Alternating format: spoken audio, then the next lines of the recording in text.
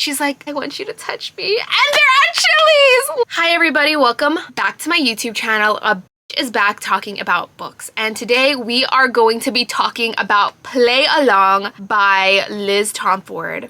I will just start out by saying that this has been one of the best books that I have read so far this year. I'm not saying that as if this is like a jaw-dropping, amazing book. I'm saying that in the way that I have had the biggest reading slump this year. I have not picked up any books that really got me super invested, got me thinking about it so much until I read this book. And this book just had it all. It had everything that I loved and more. There were some flaws to it. I gave it 4.5 out of 5 stars. I really enjoyed myself while reading it, and it brought me back to the days where I would open a book, become obsessed with it, put it down, go to work, but I wouldn't even want to be at work because I was just thinking about the book. Like, that's how it made me feel. It just made me feel super giddy. It had all the things that I love. It had longing, it had tension, it had great banter. Having this huge reading slump and then this specific book stopping my reading slump, it truly made me have a new appreciation for Liz Tomforde. I've realized that I have loved, or liked at least, all of her books. I think now, after having read this 4th book in the Windy City series, which is the only series I've ever read from her, having all of those books be so solid and all of the men such green flags, like literally every single man in every single one of these books is such a green flag. It's crazy. Like, my favorite color is green. Liz Tomforde is now an insta-read author for me. There has not been a book where I felt bored while reading it. She hasn't done me wrong. I'll just say that. She is now on my list of being an insta-read author, even though that is the only series I've read from her. I don't know if she's released anything else. The writing in it, the banter, the tension, the laughs that I had, the tropes, the inner turmoil between the main couple, it brought me back to my Wattpad days, but not the bad Wattpad, okay? To the good Wattpad. The writing is just so easy and effortless to read, similarly to an AO3 or a Wattpad story. It's not super, it's like literature. It's not modern day contemporary literature, like crazy, super poetic, amazing writing. But it just hits those story beats. It makes you cringe, it makes you laugh. A lot of the things are cringy and unrealistic, but at the same time, the characters are so lovable. And reading her books so far and having all these men be such green flags has really put me in a really bad position. Like, I had a really big book hangover after reading this book because I was sad that this character doesn't exist. That men like him don't exist, okay? I don't care. I've been single my whole life. I haven't really cared to try, but this book, this type of book right here is what makes me become delusional and makes me want a relationship and makes me want something like that, because it made me so sad, so bittersweet that like I could experience a cute story, but then it's bittersweet because I'm like, he's not real. He's not real. And that is how I feel about this book series. Truly.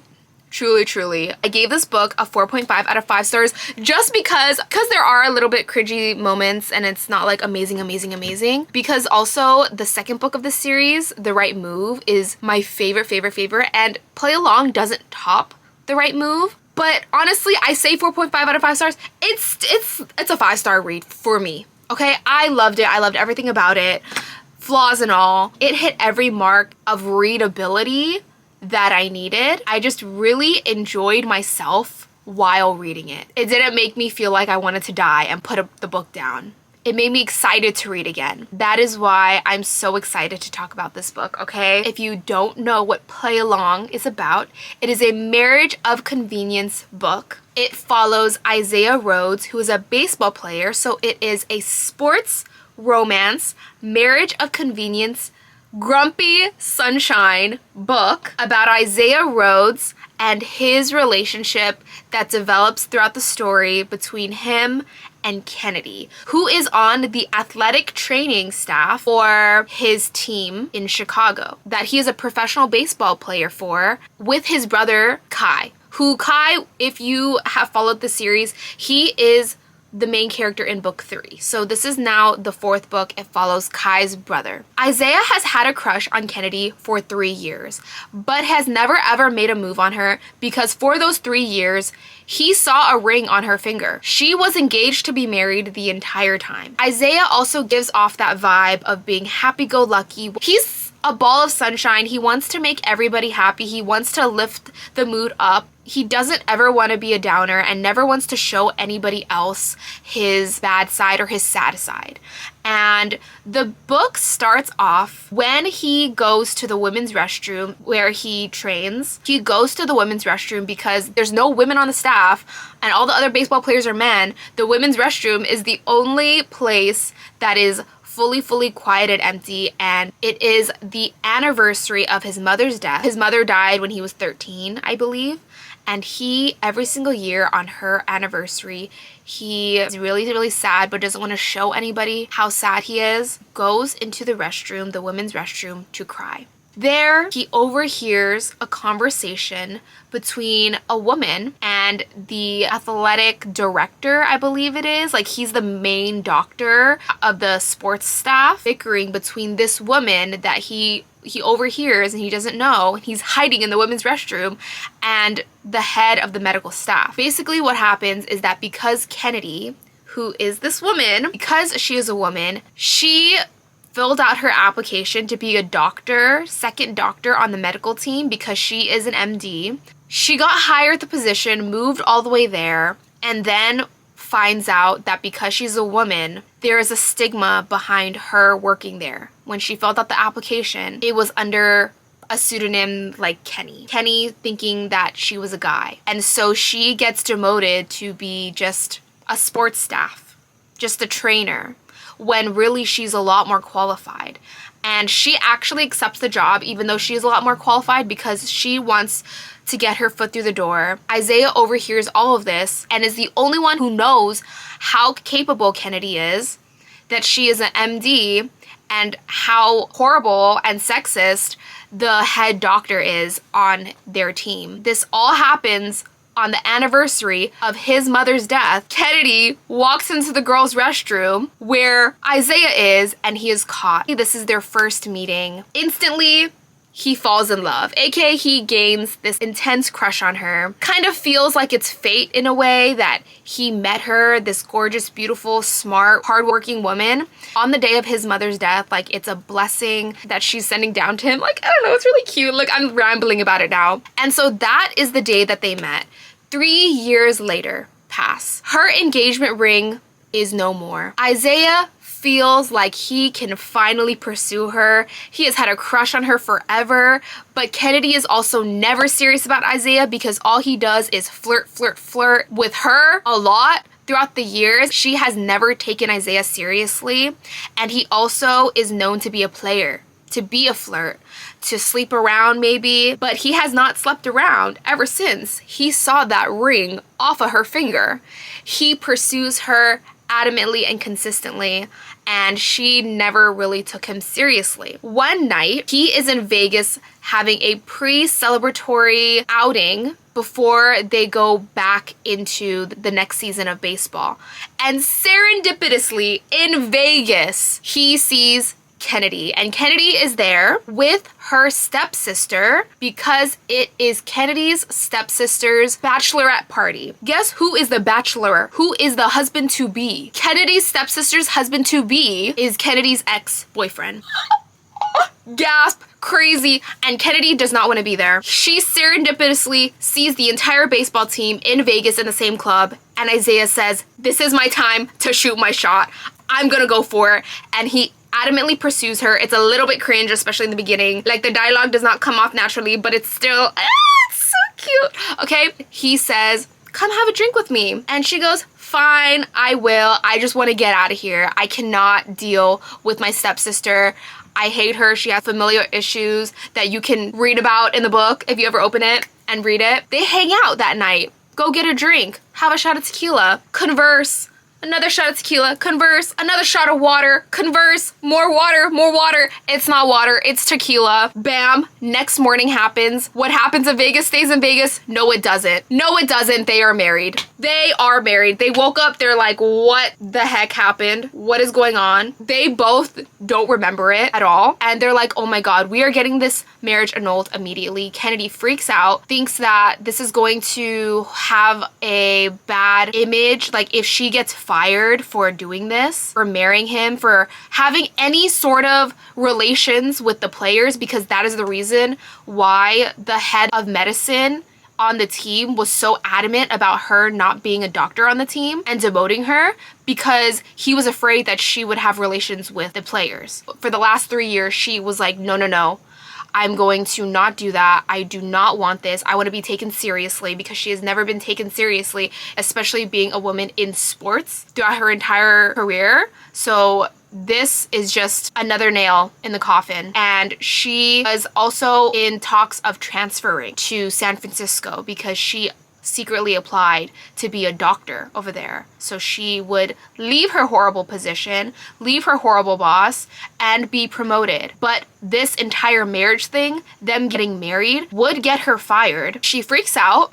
They go into work. Apparently, there are tabloid pictures of it happening, and she is about to get fired until Isaiah holds her hand and says, we're actually married. This isn't a one-night spontaneous thing.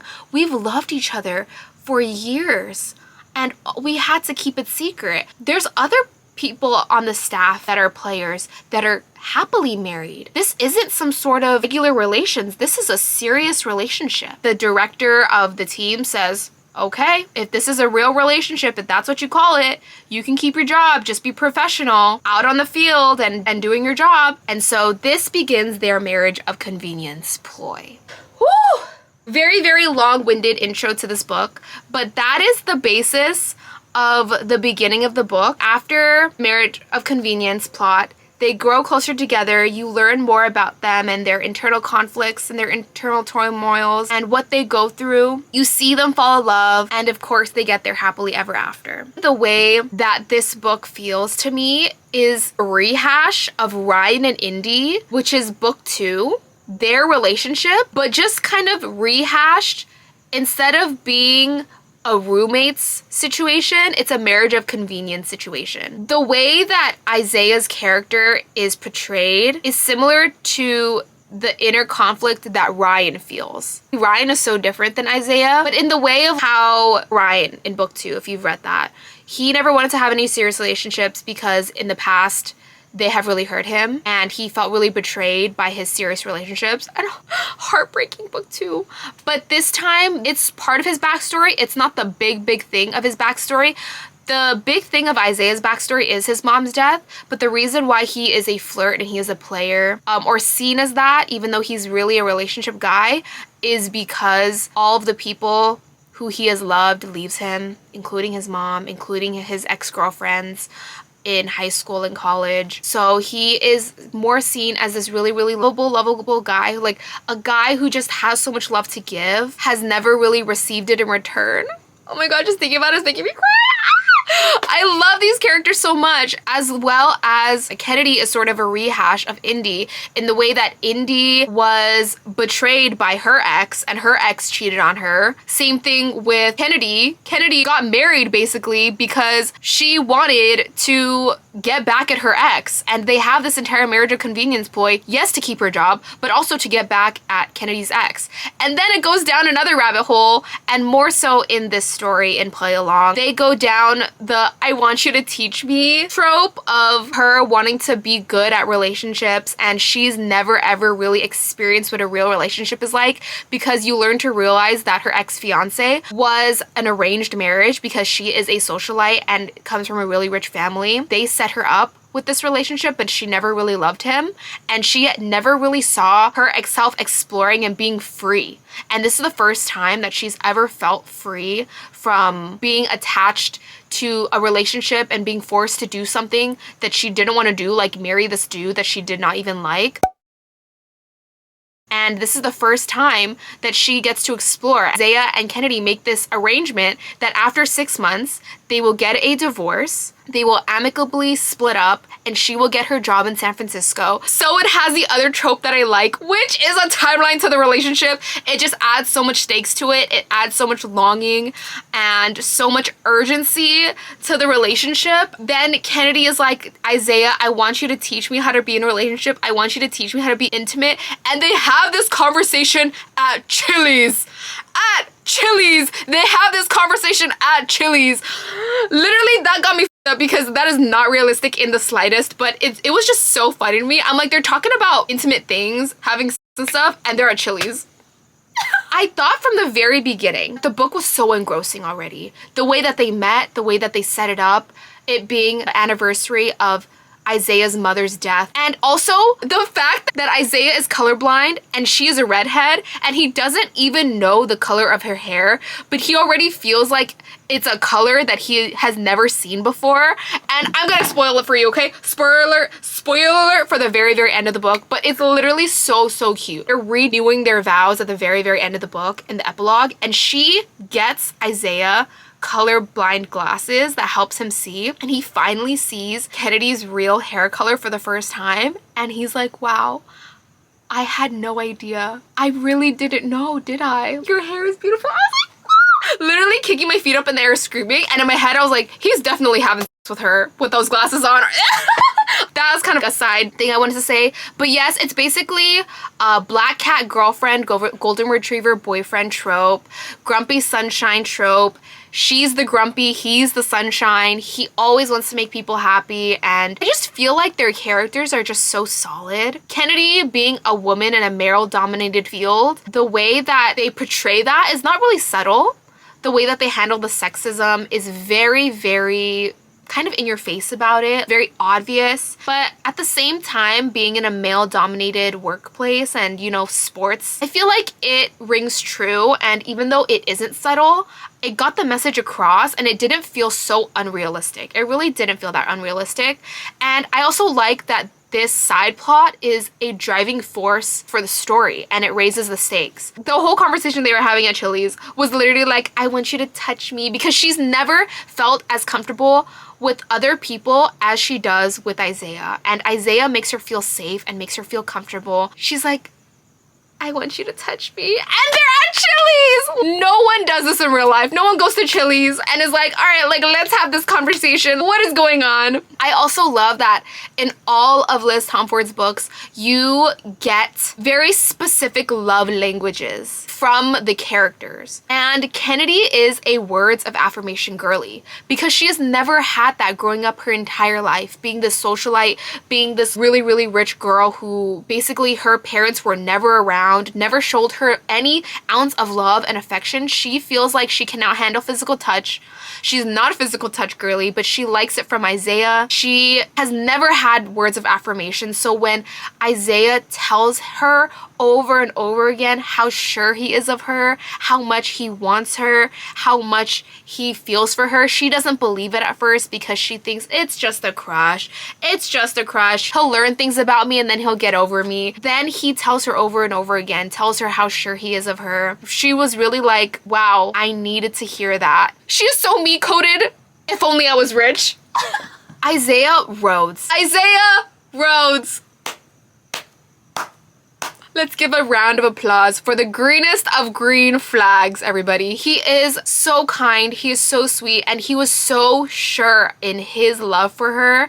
And the way that the story slowly unravels throughout the book, you can see every single scene that they have together. You slowly learn more about their past, about his past, about her past. You slowly see these moments of chemistry between them, of banter, and this little crush, you see it slowly develop into love.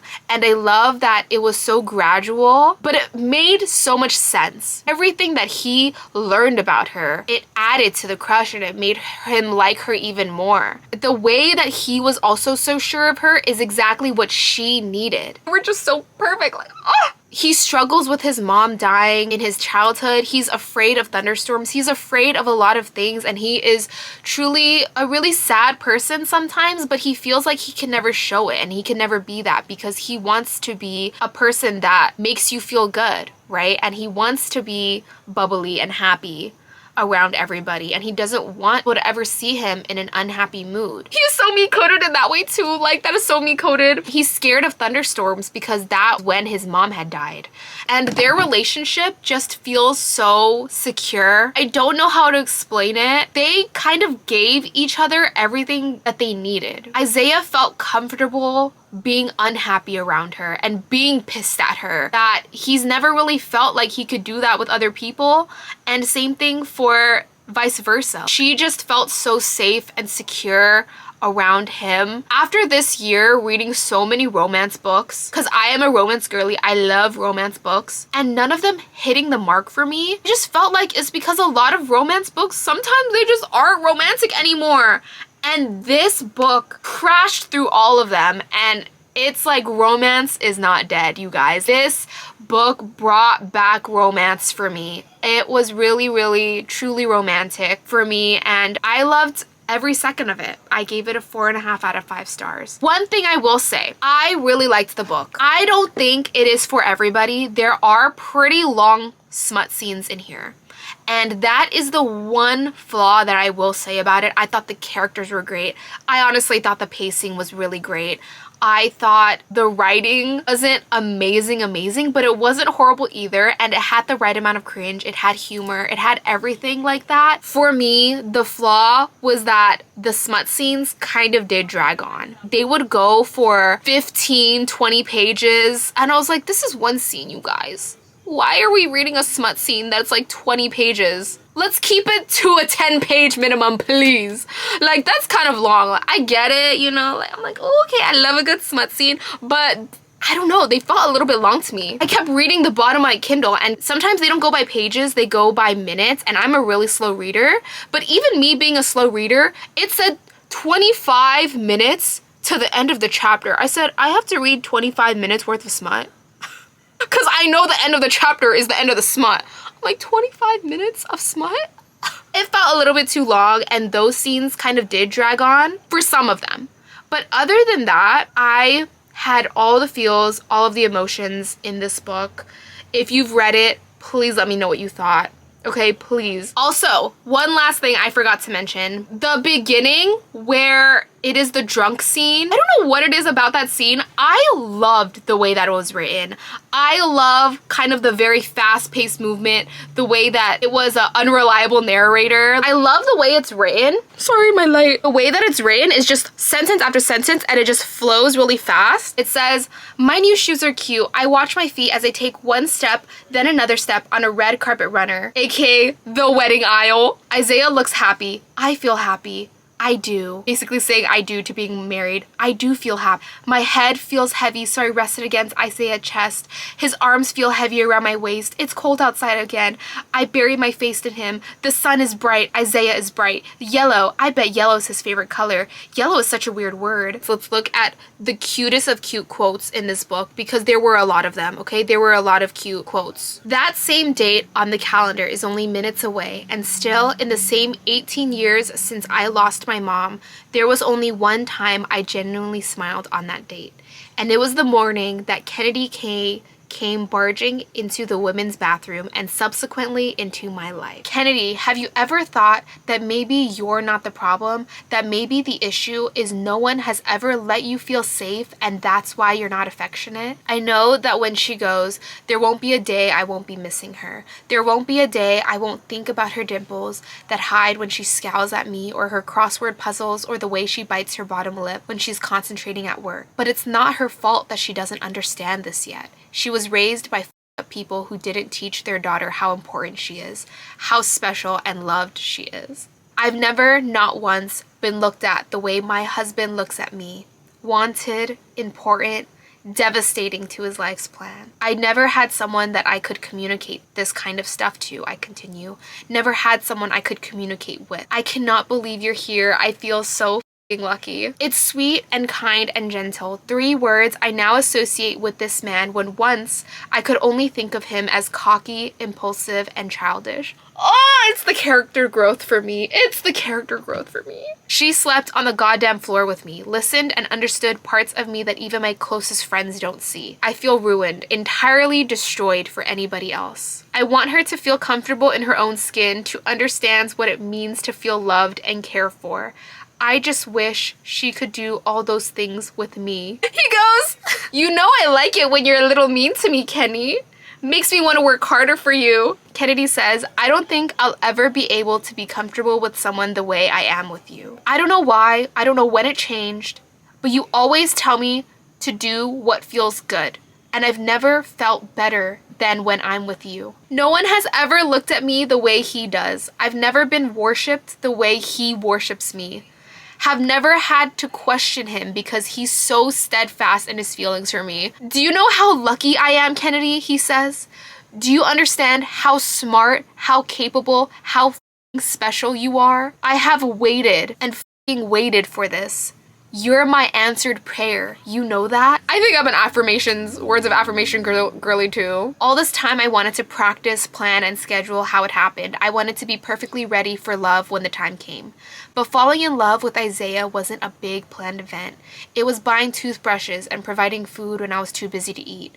It was his mother's ring and eating dinner together in the booth at Chili's. It was his patience and unwavering commitment to show me my importance in his life. How lucky am I that I get to love and be loved so effortlessly? You don't have to rub it in. I'm already jealous, okay? I'm jealous of a fictional character. Yes, that is the ending to my review on Play Along by Liz Tomford. Liz Tomford now being an insta-read author. I think all of her books have had a lot of romance in them. A lot of green flags, a lot of more of a slower burn romance. It's a little bit more of a cheesy Wattpad type of read, but they're honestly very funny books. I chuckled a lot. I actually had a lot of good laughs while reading it. They are a little bit slower burn too when it comes to the romance, and there is a slower build up to the relationship. And I just love how much of the characters that we get and how fully realized these characters are and everything that they go through and how perfect the 2 characters are for each other. I really, really enjoyed myself while reading this. Please, please, please, if you have read this book, let me know your thoughts. I want to know everything that you're thinking. I love you so much, and I will catch you in the next one.